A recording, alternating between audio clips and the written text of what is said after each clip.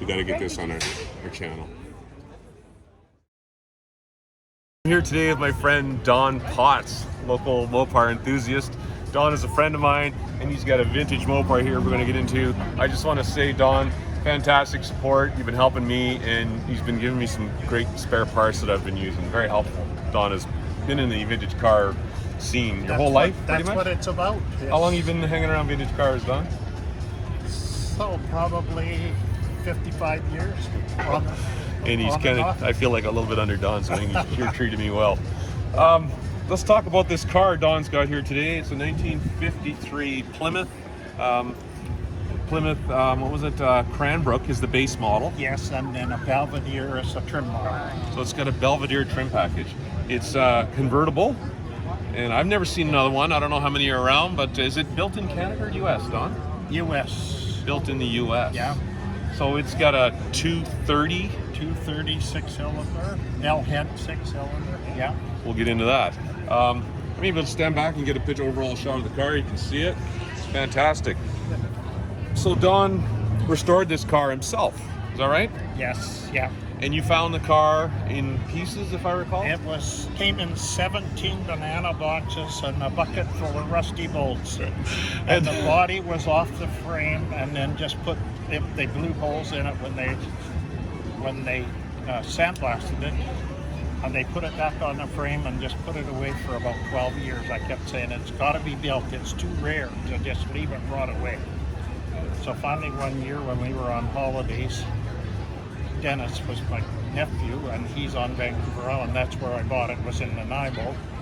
And he said, Don, why don't you take it home and build it for me? And I said, sure, I'd love to do that. He said, well, how would we do that? I said, well, you give me $2,000 a month and I'll work on it until it's finished. Oh, yeah. And he said, well, how long could that take? I said, well, let's put it this way. If you'd have given it to me 12 years ago when I said this car has to be built, I could have done it maybe for $30,000. Now it's going to cost $60,000 to build. He said, well, I never do that. I'll sell it to you.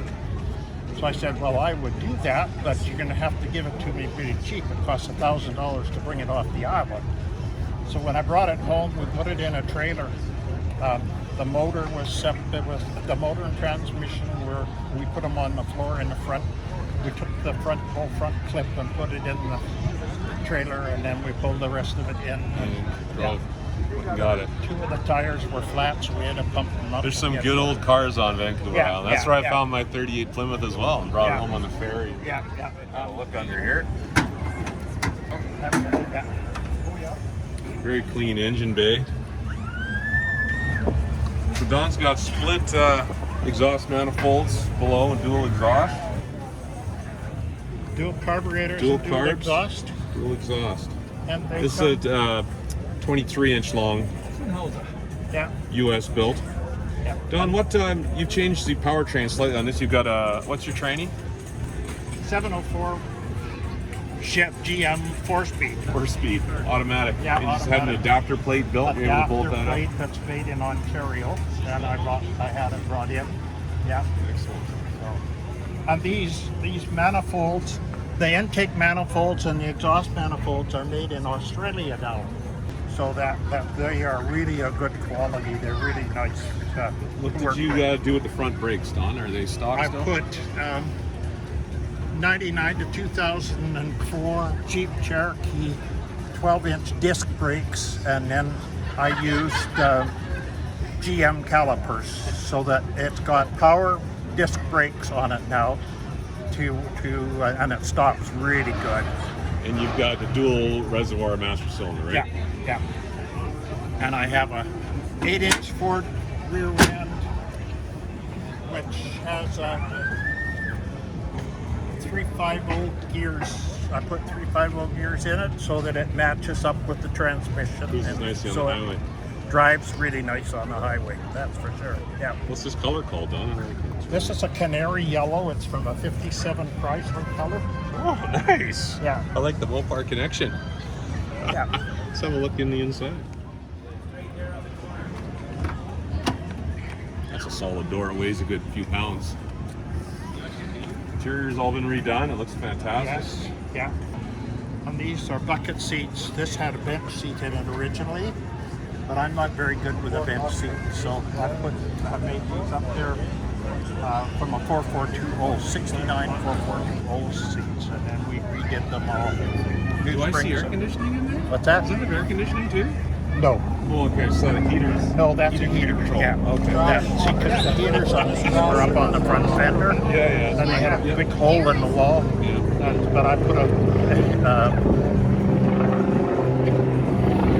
second generation heater in it so I can use a defroster and stuff on it if we get cold in a cold snap or something. It's fantastic. So Yeah. And this is like Mercedes uses on their top, but this is a really good one to have extra. it's got an electric switch just to close it, or is it manual? How did Originally, this had an electric motor that ran the convertible top up and down, but it needs screws off both ends of the motor, and you can't get those motors rebuilt. So I took that all out and I put a Chrysler 55 Chrysler hydraulic system in to run the whole thing. So it works really good. So the Chrysler hydraulic system, that would probably win for the windows at the time, electric windows and the roof? Yes, or? they did. Yeah, all the Chryslers and DeSoto's had hydraulic systems. Yeah, Windows. for windows and doors. Wow. Yeah. Check out this piece of trim here. That's really nice. Very nice touch.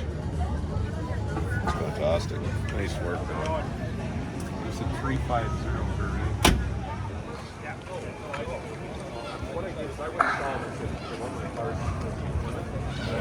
I need an apartment for the exhaust gas if you need it. You order it all in 2 weeks later. You call me. Bring your car in. Drop it off. What do you know about it? They're Chrysler stainless steel Chrysler spoke rims. Look fantastic. Yeah. And you got a custom Plymouth logo here. You got the Yes, ship. I had those made, and we put them on those just to finish the hubcaps off. Make them. Are you running a radial? Yeah. Yes, yeah. I'm running Mopar classic wide radials. white wall radial tires, Very nice. and it rides really nice with them. Yeah. Is there a trick? You've been around cars for a long time. What do you use to clean a white wall to keep it looking so white? Toothpaste. Toothpaste. Any particular brand? Nope, just a white So do you toothpaste. actually use a toothbrush? No, I have a brush about that wide, and I just put a little toothpaste on and get some water and. Well, toothpaste must have some kind of something in it for whitening teeth. Yes, so I guess yeah, it's working. that works the same idea.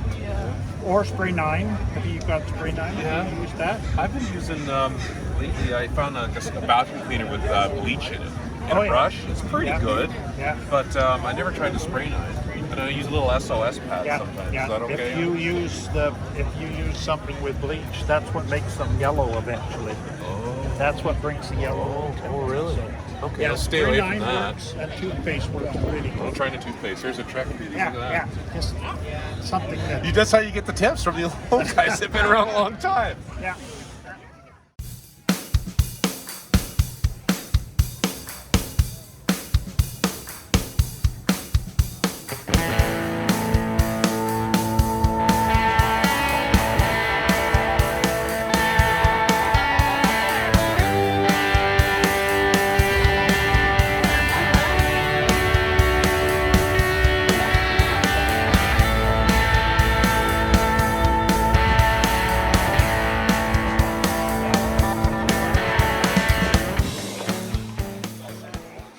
All right, so thank you, Don, today for taking time to show us your awesome Mopar 53 Plymouth Cranbrook with Belvedere trim package. Yeah. Convertible, very rare car. Appreciate it, Don. Thanks for all your help over the years and the spare parts.